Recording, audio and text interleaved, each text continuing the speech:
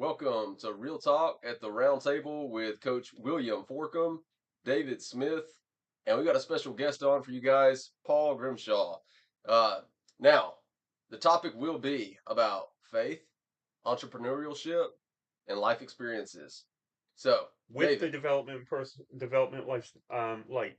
exactly. I'm so glad that you said that. Say it again. And this is real, live, raw, and unscripted. So you never know what's going to happen. And I want to bring on Paul, um, bring him up forth. And after all, it's all about him today. Yeah. And before we drag Paul in here, I just want to kind of say how we met. Actually, I had the pleasure of meeting Paul at a client's house.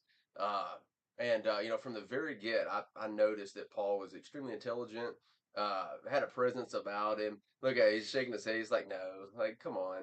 But no, really, and I was like, man, I really want him on the podcast. And I asked you, and you said, hey, absolutely, I'll do it. So love it. It's a pleasure to meet you, to know you, and to have you on. So, yeah, entrepreneurship comes to mind first, and you are an entrepreneur.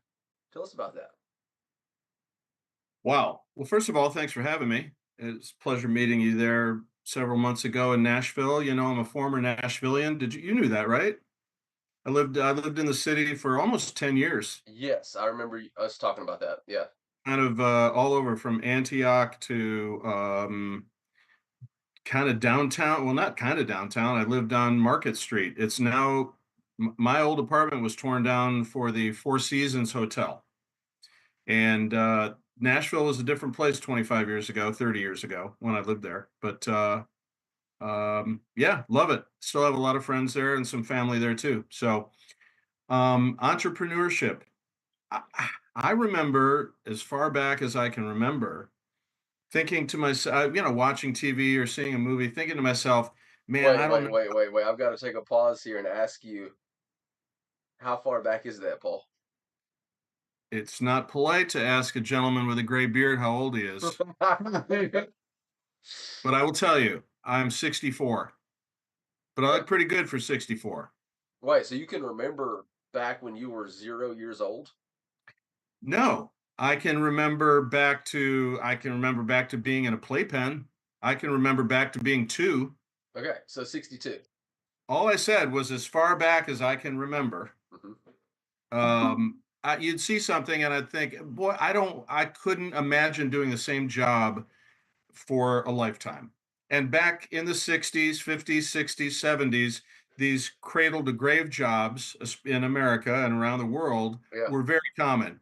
You'd go to work at IBM and you'd sit at the same cubicle and you might move into an office, but you did the same job, your entire life. Or if you had a blue collar job and you worked in a plant, you did the same job and your entire 30, 35 years till you retired.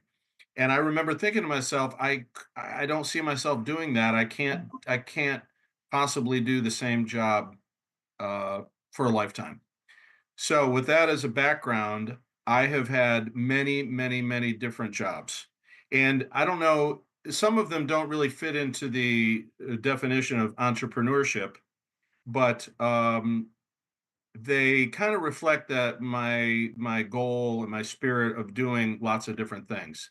I've been I worked on a farm as a kid, um, teenager. I've been a busboy. I've been a waiter at high volume restaurants. I've been a lumberjack. I've been a radio DJ. I've been an auto mechanic. I've been a salesman for several different companies over the Heck yeah. years. And now I live in Myrtle Beach, and I've kind of been doing the same thing for the last 20 or so years with a few side hustles here and there. But my whole life is a side hustle. Hmm. That's always been that way. So I was I worked in the music industry. I forgot that. When I was in Nashville, worked in the record business for almost 10 years. Really done a lot of different things, and it's fun and has made me a well-rounded person, I hope, but it's not the way to riches. Well, you said a key point because I heard when you said you don't want to be in the same job the rest of your life. But the key point is this: when you work for somebody else, you make them money. You work for yourself, you make you money. That's true. You can't get rich with somebody else. That is an old axiom, and I don't know who said it first, but I've heard it many times, and I agree. Um, and I when I do encourage younger people, young adults about their career choices, I have used that exact sentiment. It may be paraphrased, but you're right.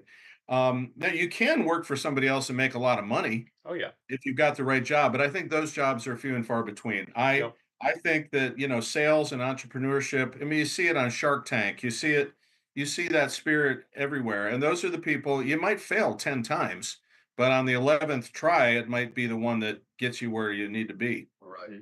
Yep. And I, that's key. I forgot a few jobs. My day job is as a freelance journalist, and I've been doing that for since before I left Nashville. I'm also a full-time working musician here in the Myrtle Beach area, and I'm a book author. I've got 2 books published and a third on the way. Those are more entrepreneurial endeavors for sure, because the journalism is freelance. I'm free to work for whoever wants to, give me a buck, and the music obviously is the same way. But yeah, Okay. Okay. Really cool. I remember you telling me that you were a freelance writer. I seem to have forgotten. Maybe you didn't tell me about your books that you had published. I'm curious. What's the titles of your books briefly? What are sure. they about? Love to plug the books. They are science fiction, alternate history thrillers. Really Um, cool. the first one is called Travelers of the Gray Dawn, and the second one is called Voyagers of the Gray Dawn. And they are one is a prequel to the first. So in chronological order, I wrote the first story second, if that makes any sense, and Yeah, like about Star 10 Wars. years ago. Yeah. And generally, in a quick one sentence pitch here, they it's about what if the South had won the Civil War? What would the world today look like? So they are what if it's a what if book. It's a novel, obviously. It's fiction, obviously. And there's lots of wormholes, lots of quantum physics, lots of stuff I don't understand, but I was able to copy from, Wikipedia to accommodate the multiverse. And the multiverse has been big business for a long time. I wrote these books long before the multiverse became the staple of every Marvel movie ever made. Uh, I'm not saying they stole it from me. I wish they had, because then I'd, have a leg to stand on in court. But no, I haven't been, I didn't invent, I did not invent the what if concept. The what if concept has been around for a long time. I didn't even invent the what if the South had won the Civil War. That's also been written about many, many times, and it's fun to think about. What would the world look like today if the South had won the Civil War? And so that's the premise of the books, and the characters navigating their way through time and through the social implications of what might have happened had the South won the Civil War. The third book, which is not published yet, I'm in the process of agent shopping right now, is a straight up romantic thriller, um, tentatively titled Fixin' Dixie. It's I seem to have a theme here with the South, but I've lived here. I've lived in the South a long time, even though I'm a transplanted Yankee. Fixin' Dixie is about a beautiful mountain girl in the Asheville, North Carolina area, who meets a snobby English professor from Southern California who is relocated to North Carolina. And they have a romance and all kinds of issues and baggage and bad guys and good cops and bad cops. It's a romantic thriller, and that's not out yet, but that'll be coming. So really that's cool. that's my plug there. Awesome. Awesome. Really good. Really good. Really good. As much as I want to keep learning more about your books, and really, honestly, I mean, you very much intrigued me. But later, I want to kind of shift gears into personal development. Yeah, into personal development. You seem like a very well-rounded guy, like you said. And it's like, okay, with with my personal journey, I've really had to be honest with myself and listen to the critique of others who care about me, and then do work and be very intentional.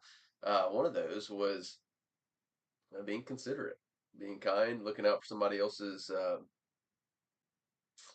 feelings, emotions, and just, awareness of that and of them, and really learning how to portray that I do care. That was a tricky one because it's like, I really do. I've got this heart, and I do care. But then it's like, how can I portray it in a genuine way? Mm. That can be really tricky. Um, so that's something that I've been very intentional about within this last year of my life. Mm-hmm. Uh, so that's kind of my. We talk more about that if you'd like to. David, I want to ask you what's the thing that you've been very intentional about? It may be a loaded question, but I know that you're an open guy, So then we'll toss it over there to you, Paul, about the thing that you've been working on too. But yeah, go ahead, David. Well, very intentional. We have to have visions. We have to have the direction where we're going so we can be intentional into that.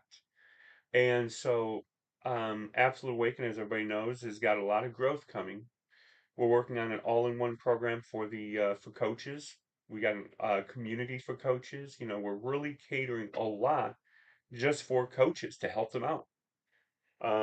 One of the main reasons I started doing this is Ramsey is great. They bring a lot of coaches in, but a lot of coaches struggle on what to do and where to go. So we want to be their support for them. Yeah, extra support alongside Ramsey. Yeah, for Hmm. sure. Now, when I asked that question, I wasn't saying what are you doing? What have you been doing? I said, in the personal development light, what have you been working on, like inside your character? Inside the character. Yeah, Well, the funny thing is as as we're working on different projects, every single thing we do in life changes us in one way or the other. Every single relationship we're in changes us. Every person we deal with, if we're just talking to them, it doesn't enhance us or anything like that. But the more they're in our lives, the more they change us. that's true. Whether we see it or not, it changes us. Yeah. And so we're constantly changing. We have to fail forward. Ooh, I like that. Um, every successful person never became successful first time in. Not one of them. But they've failed forward, and by doing that, they've learned on what not to do, and they've learned how to critique and make better. For instance, take a look at the podcasts. When they first started, look at them now. Right. Will and I, have come a long way Yeah. just in this. Yeah. Not to mention the different things we do individually. And our sound guy, like we actually have a sound guy. Yep. One of the biggest improvements of the podcast has been the sound guy. Yeah. Because then I don't have to do everything. Right. Yeah, love that. Failing forward. Failing forward. It's not about trying to get every single thing. I guess it is kind of trying to get it right, but we're not going to. So when we fail, let's fail forward.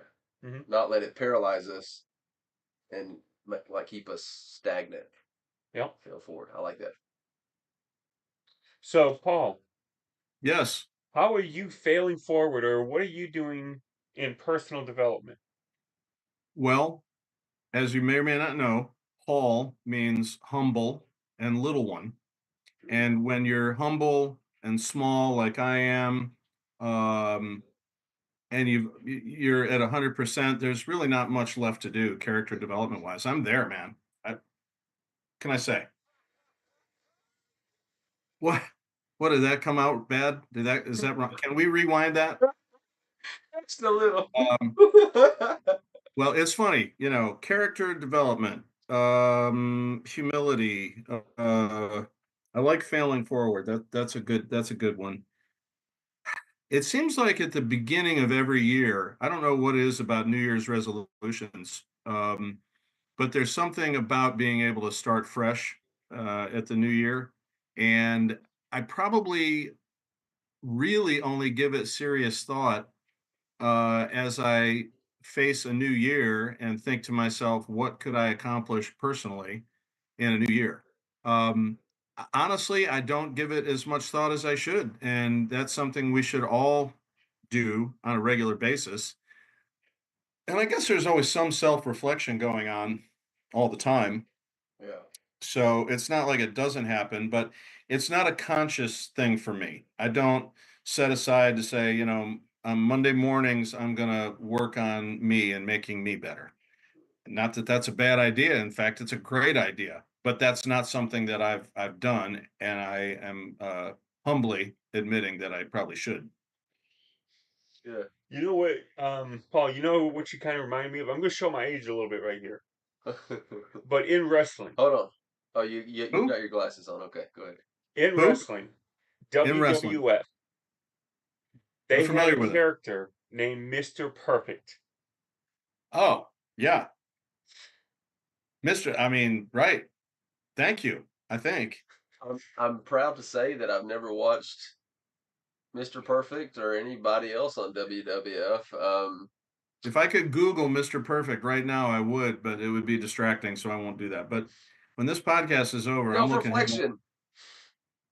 Well, when you made the statement at the very beginning, you were like, that statement reminded me of Mr. Perfect.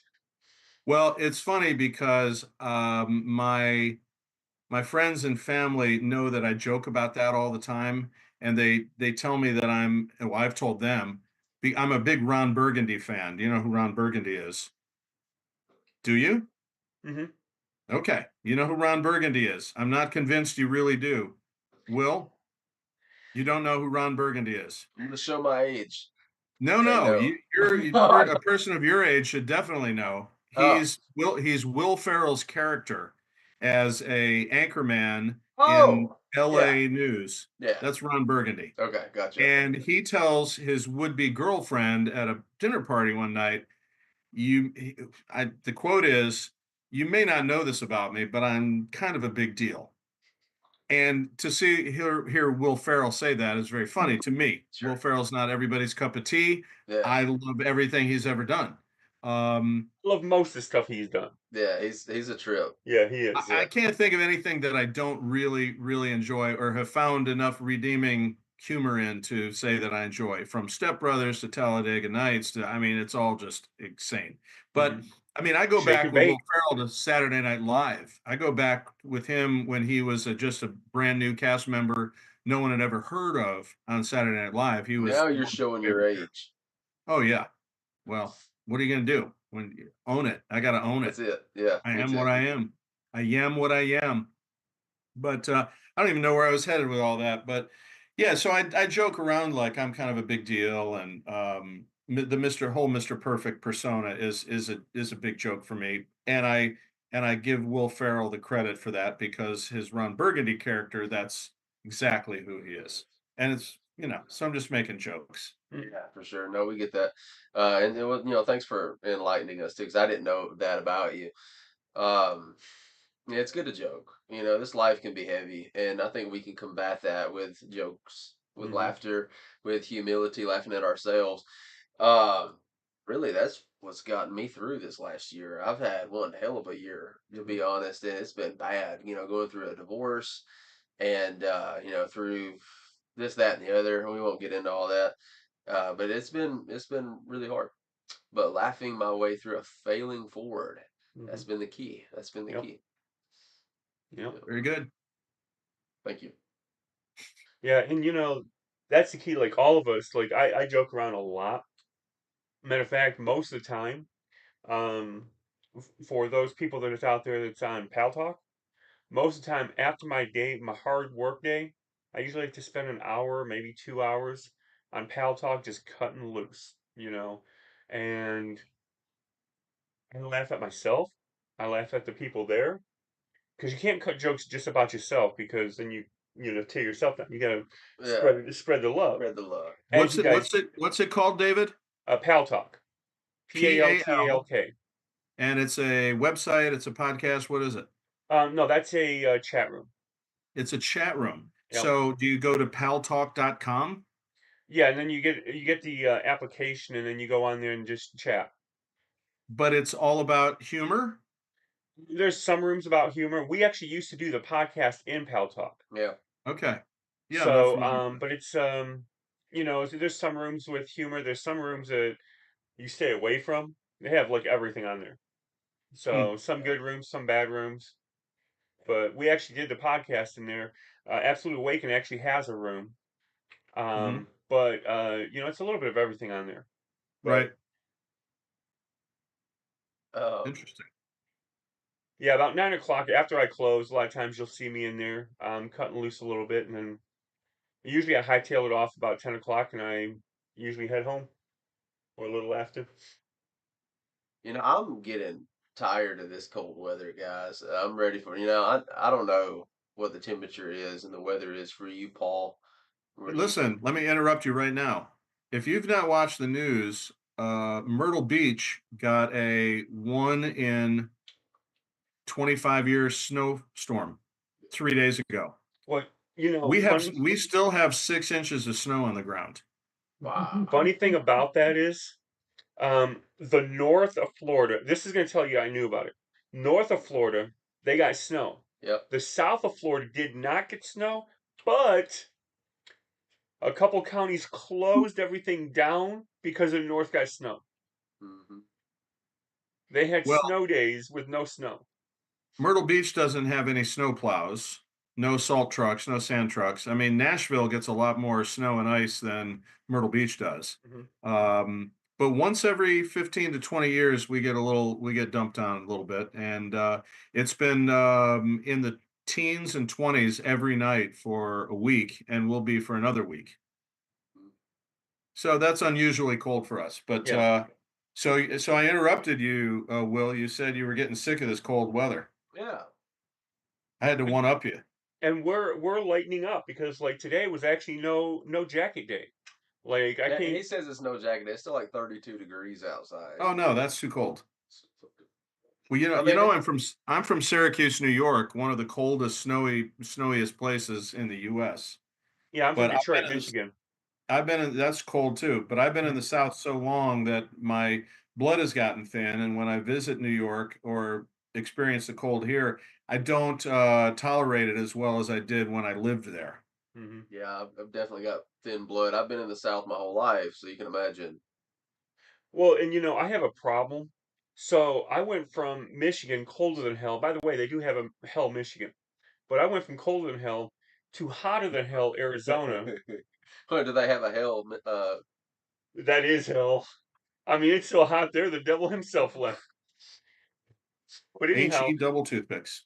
then I came here, but I was there for 6 years, and they said, "Oh, you'll acclimate." I never did. Is that how I they Yeah. said it? I had to stay in air conditions. So I mean, I'm just like I'm still Well, like I go to Michigan. I'm still ready for Michigan. the summers here in Myrtle Beach can be brutally hot and humid for, weeks, if not months on end. So Yeah. it can be just as bad in the summer, but it is what it is. Which I thrive in the hot and the humid. I love it. I absolutely adore hot and humid. I could do that every day of my life. Um, No, so I'm sir. like, bring on the hot and humid. I'm thinking about transferring. I'm thinking about moving. Because What, down to Florida? well, maybe somewhere. The nice thing about humidity, you can take a shower, go outside, and take another shower. Yep, Awful. yep. I like to run. I'm a runner.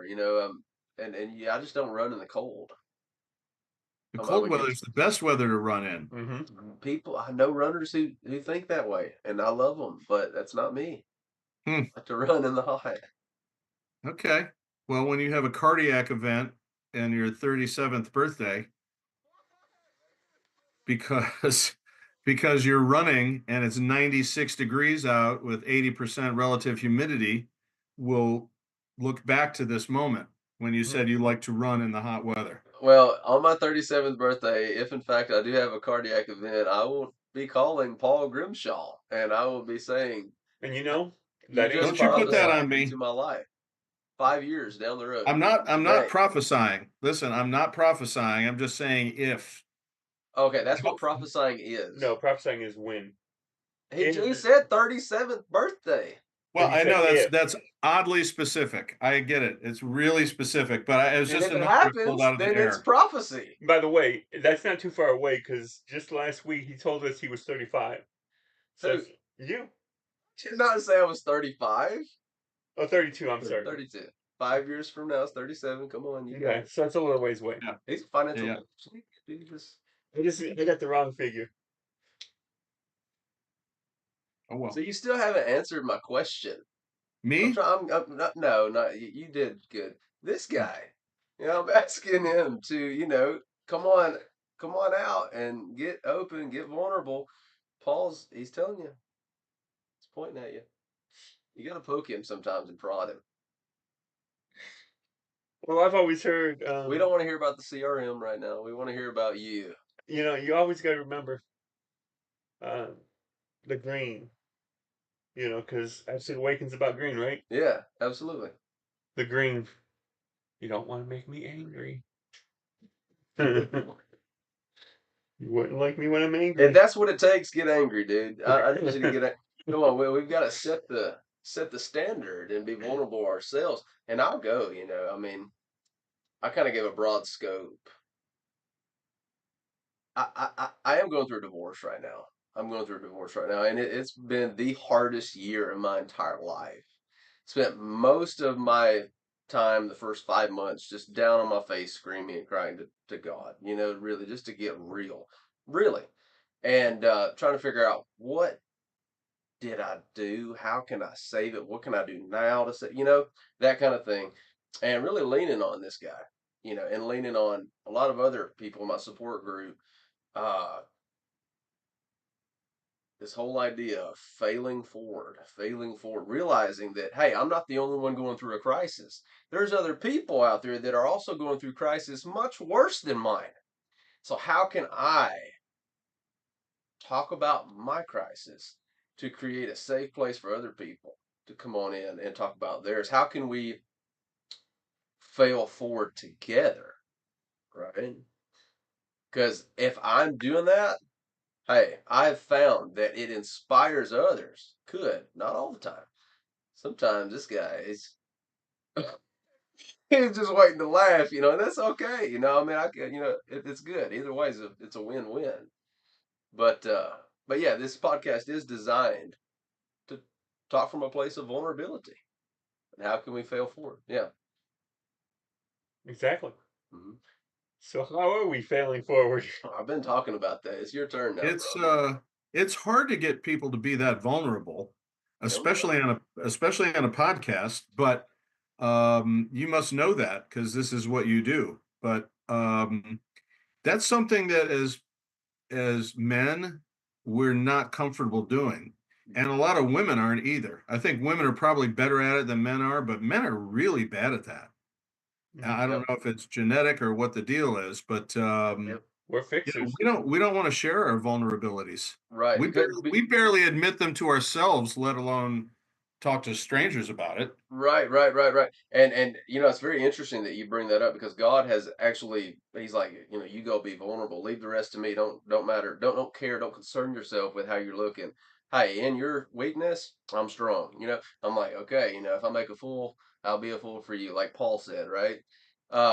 So that's why I'm just going. I just go. I don't, and I know that whatever happens, happens. It's up to him, right?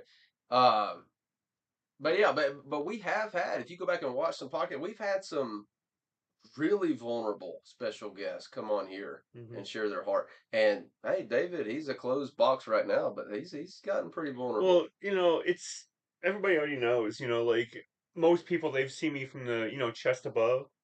We had a enrichment event and we went to enrichment and then people started seeing, my bottom half. And I go through stuff that you wouldn't even believe and I still pull through. But the key is when I'm in the moment, very few people ever know anything. After the moment, everybody knows because I use it as a testimony.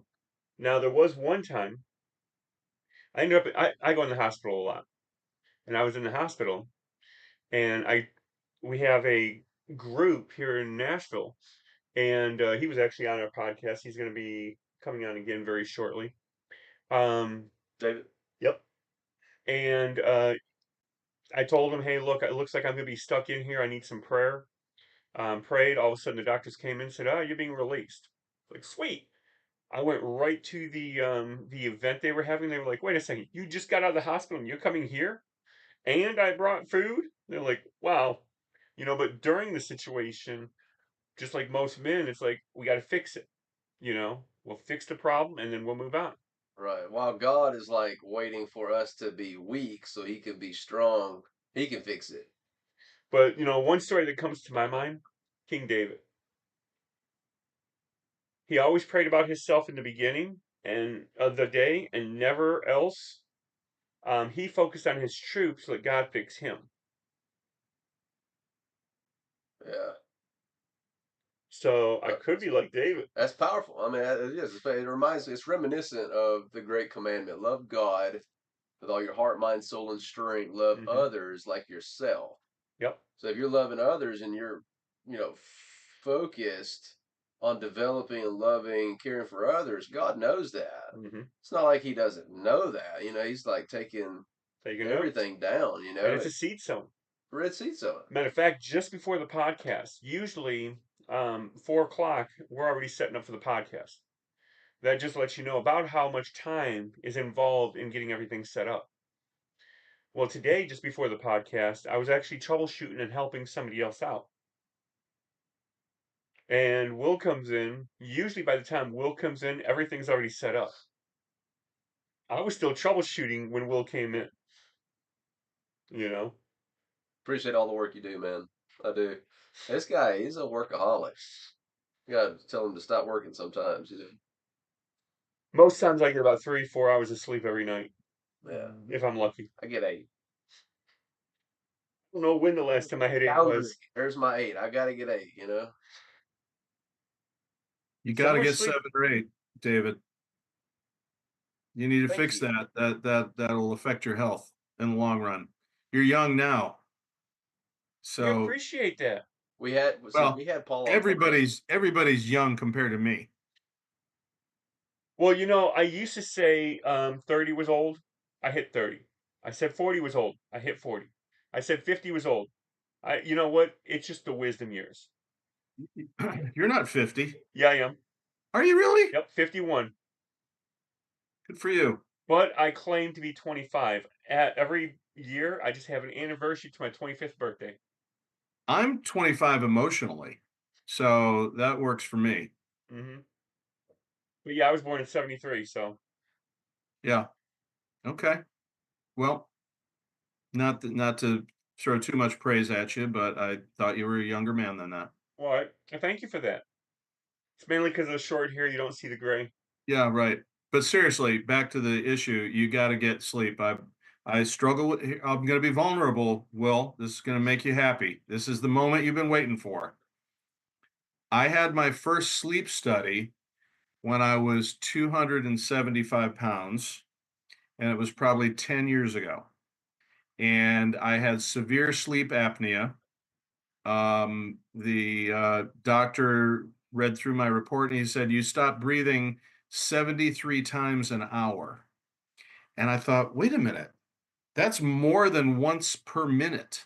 I literally stopped breathing. So I started researching sleep apnea.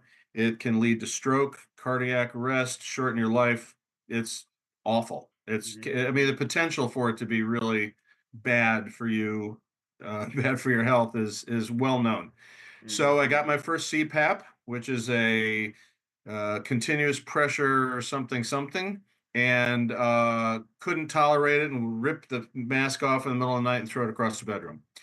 And then I go for a year and think, I really need to do something about this. And then I would do it. I'd have another sleep study, maybe 2 years later, get another CPAP. Didn't work this time either. Finally, about 2 years ago, I was complaining I have also lost a lot of weight, which helped my apnea, but didn't cure it completely. I'm down to about 215 from 275. So that has really gone a long way towards helping my apnea. However, it didn't cure it. And there are some thin people with sleep apnea. There are children with sleep apnea. It's not just about obesity, although that often is the case, but not always. So, long story short, I had another sleep study a couple of years ago. I'm getting another CPAP machine, my third, and finally, this one has taken hold. And I use it religiously every night for about, I mean, the last maybe year and a half. And people say, well, don't you feel a lot better? Aren't you a lot more rested? I wish I could say that, but I know because the sleep apnea, the machines are so tech savvy that they communicate with an app on my phone. And I can push a button in the morning. It will tell me how many times I stopped breathing.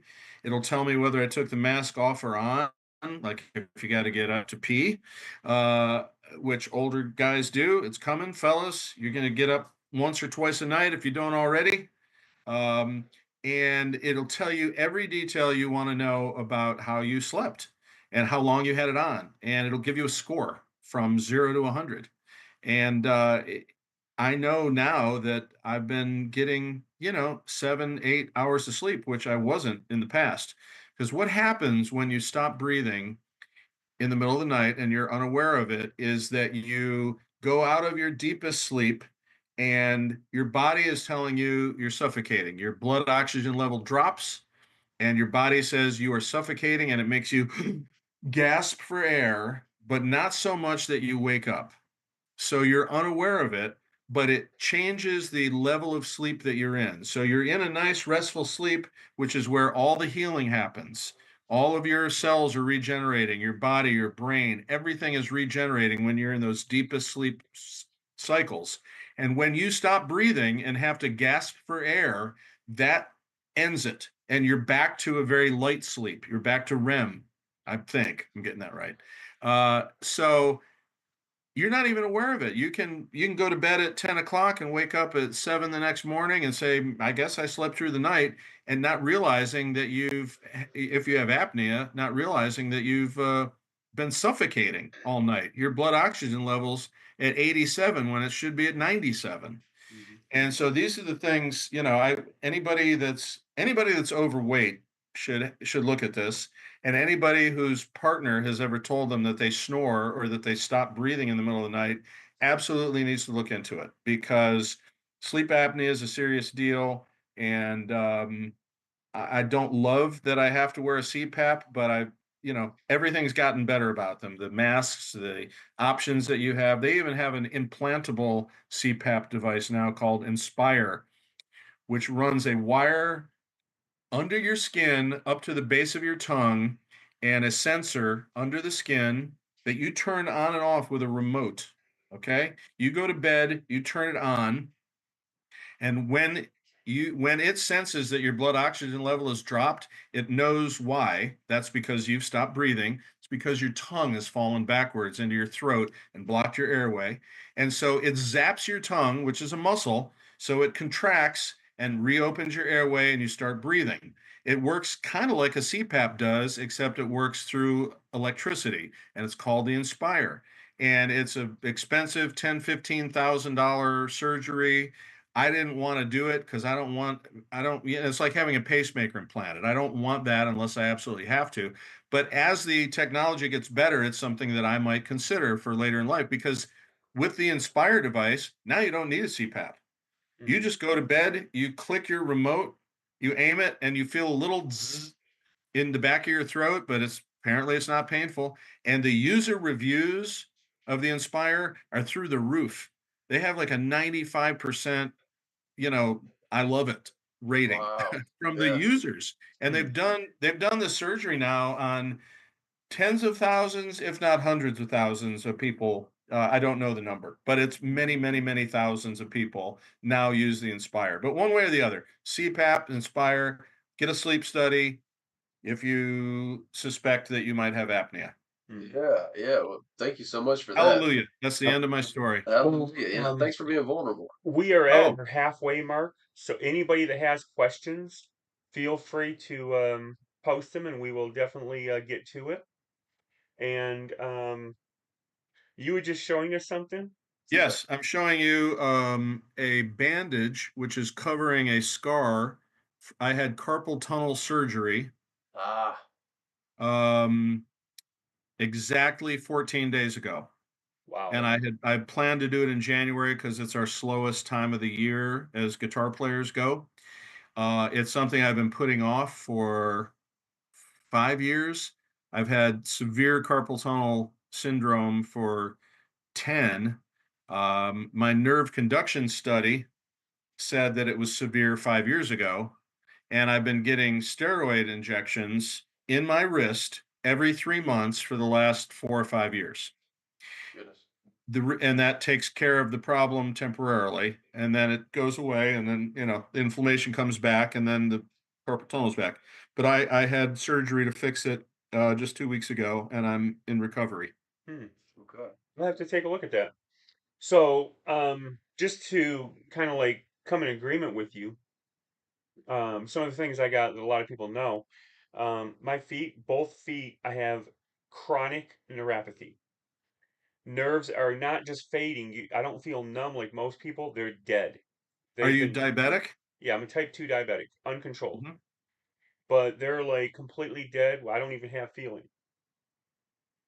Did you Um, say controlled or uncontrolled? uncontrolled.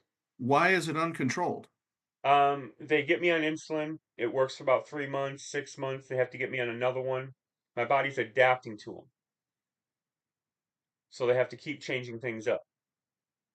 Hmm. So my sugar on the average sticks anywhere between 150 and 250. I Hmm. need it under 150.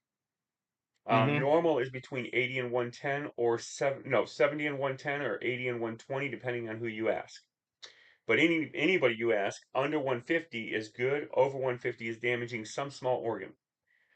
I've had for 6 days I was having several micro heart attacks. I've had one major heart attack and I've had a stroke. I have a CPAP machine just like you said. I've only had one, not three. But I have to sleep with my feet in the air because I got the neuropathy, I've got the venous stasius, I've got Charcot foot. So with everything going on, the feet actually have to be above my chest. So when I'm laying down, the feet have to be up, and if I have something on my face as well, I'm already uncomfortable with my feet up. Come on now, give me a break.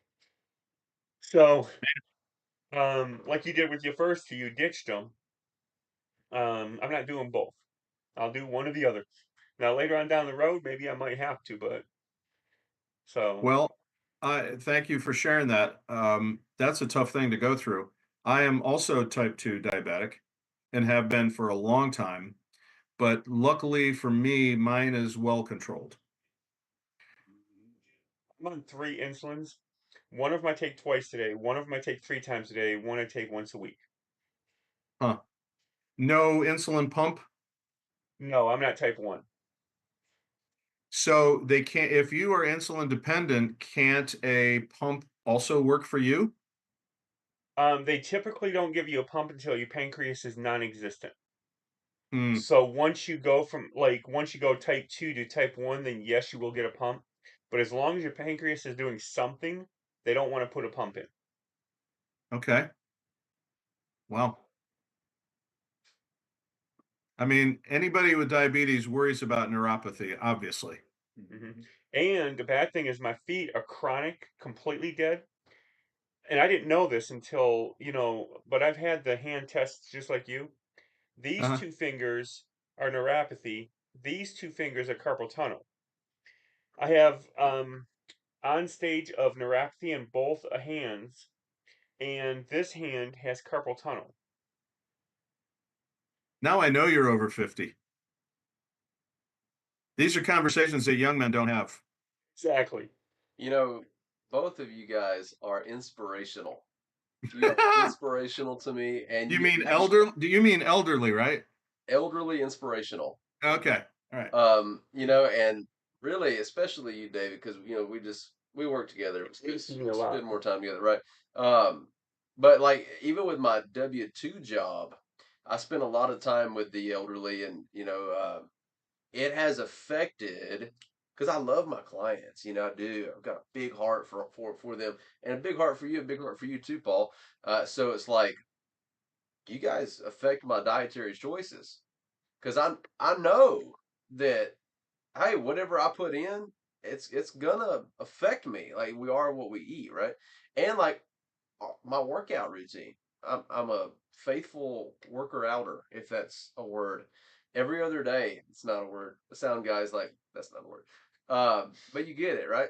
And it's because I know that I'm a good or bad steward. Just like we're good or bad stewards. And even if we're the best steward, a lot of the times it's genetic.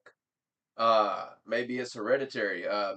It's totally out of my control. So it's like, okay, I don't have any kind of huge problem right now, health wise.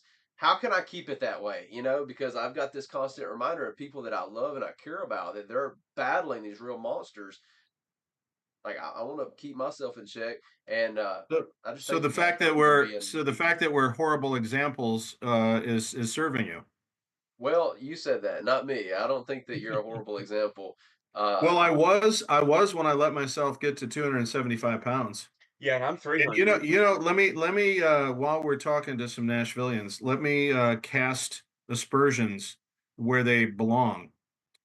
I was 185 pounds when I moved to Nashville, and I put 5 pounds a year on for the next 10 years, if not a little more. The first 5 pounds, when you go from 185 to 190, you hardly notice. When you go from 190 to 195, you're like, a little love handle, whatever. It happens gradually because of this little thing in Nashville called a meat and three. In New York, they do not have meat and threes. And macaroni and cheese is not a vegetable in New York.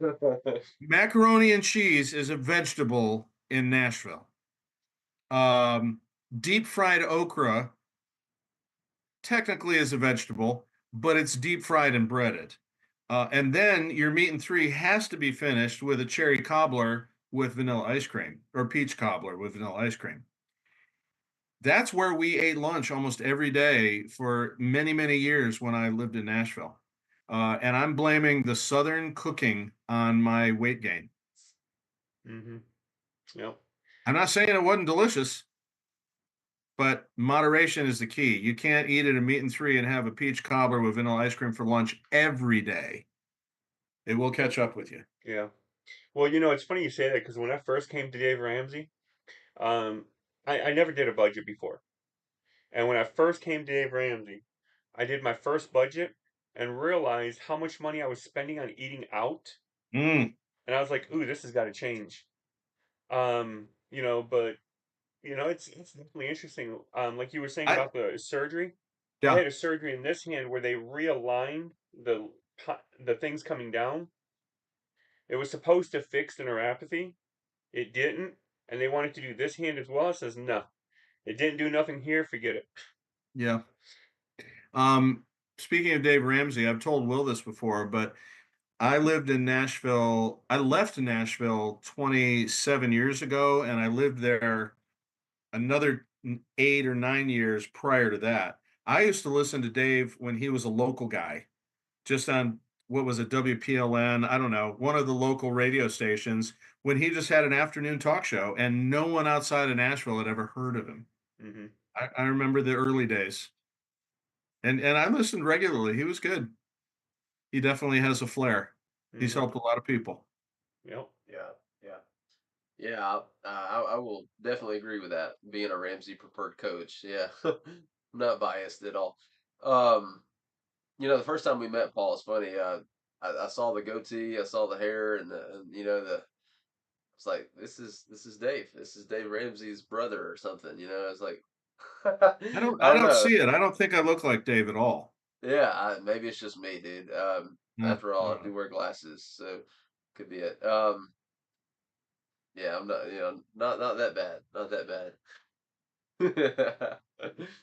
Um, yeah, the meat and threes.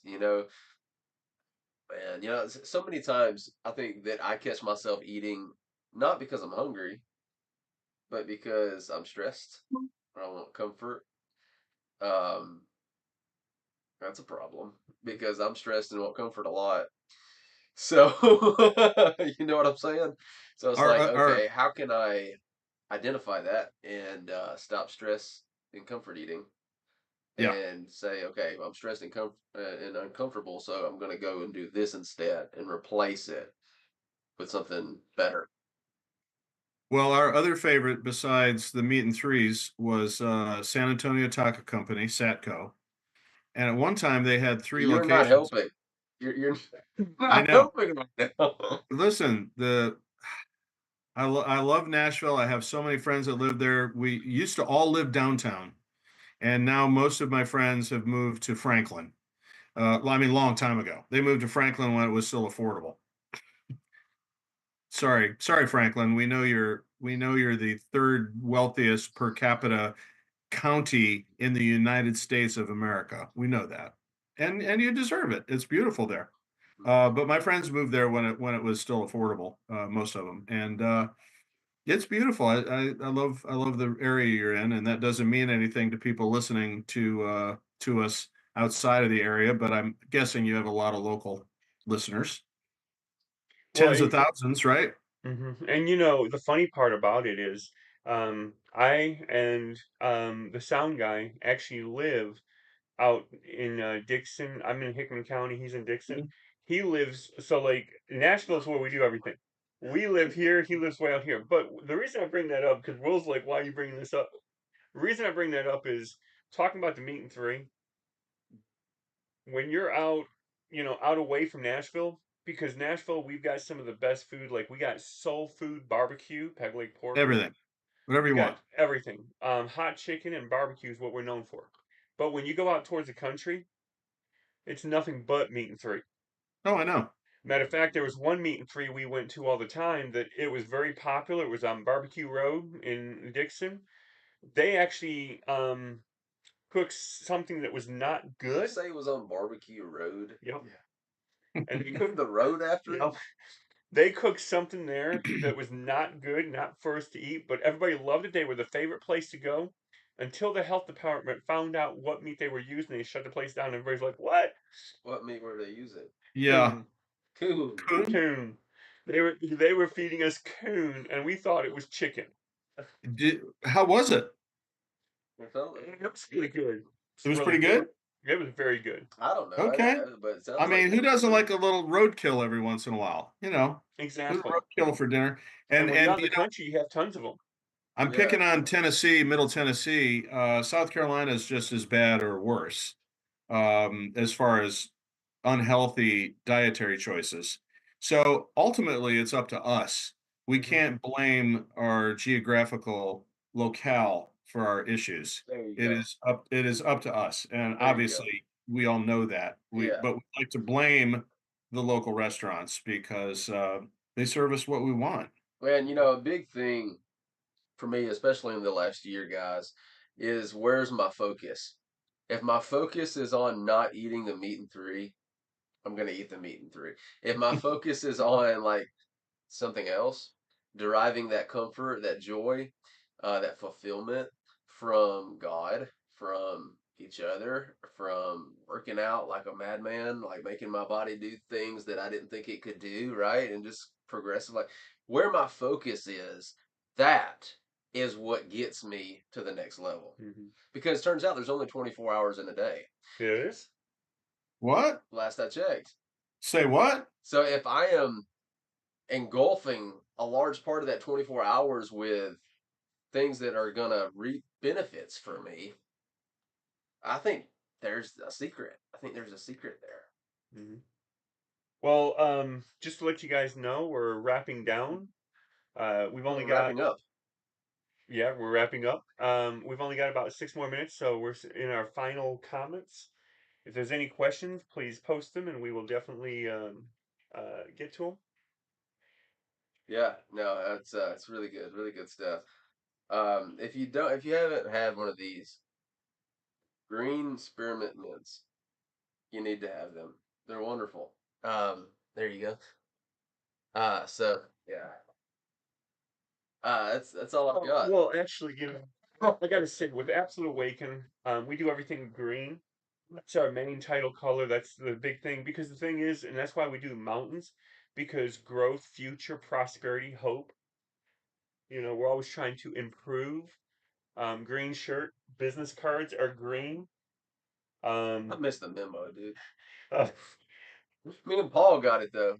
Me and Paul is representing something. blue. Titans. Listen, next time I talk to you guys, I want some free coaching advice. Because although I'm aware of Dave Ramsey and all of the good stuff, and I listened to him enough to know about plastectomies, and I have not lived, I've not walked the walk or even talked the talk. So you guys could probably share some tidbits of wisdom with me the next time. We're out of time today, but next time. Yeah, for sure. We'd love to have you on again. That sounds good. Yep. I will yes, I don't see retirement in my future because I can't afford to retire. I will have to work until I'm done. That could be a scary thing. Yeah, we'll have to really schedule something. Maybe even one-on-one too. Mm. Yep. Yeah. Safer than telling the whole world. Well, I mean, it just depends on what you want to do. Yeah. Yeah. Okay. Yeah. Well, everybody, we thank you for coming. We thank you Yep. for watching. And I do want to stress that, we have a community just for coaches. Make sure you check that out. It is completely free. Yep. Because we are here to help the coaches. Yep. We also have, a wonderful program that will help you. It's an all-in-one that helps just the coaches out. But we also, Absolute CRM. it actually helps everybody out. But we have a package just for coaches. Yeah. A snapshot that gets you going. It does social media posting. Yep. It does email campaigns. What else does it do? This thing It is does everything loaded. all in one. But we Yeah, do have to everything. give a special thanks to Paul. Paul, it was a blessing having you here. It was. Very My good. pleasure. Definitely had some interesting talks today. Yeah, we did. I Um, learned about CPAPs, meeting yep. threes. Well, you knew about me threes. You're here. That's true. But I don't hardly ever eat them though. Mm. I always cook at home. So, Like I never eat out. so we do thank you everybody for coming, I lied. and we will see you. We will see you on the next podcast next week, same time, same bat channel, and we enjoy having you. And thank you, everybody. Peace.